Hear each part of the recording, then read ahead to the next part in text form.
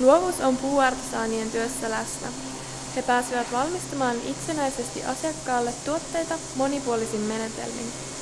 Koulussa opiskelijoiden tuotoksina on syntynyt esimerkiksi huonekaluja, laskettelusuksia ja skeittilautoja.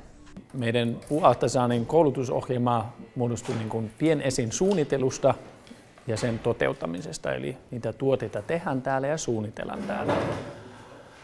Ja ehkä se ero, se kaiken helpointen olisi ehkä selittää sen kautta, että miten se eroaa muusta puualan koulutusohjelmasta. Se on siinä, että meillä ei ole CNC-konetta ja me ei tehdä massantuotantoa. Eli pieniä sarjoja pääosin ihan peruspuuseppän koneilla ja varsinkin käsityökaluilla.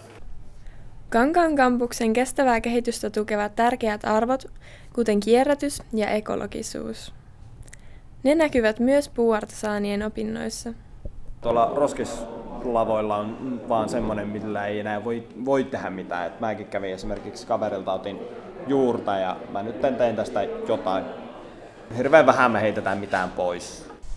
Vastuullisuus on tärkeä osa opintoja. Puuartesaaneista valmistuu usein itsenäisiä yrittäjiä.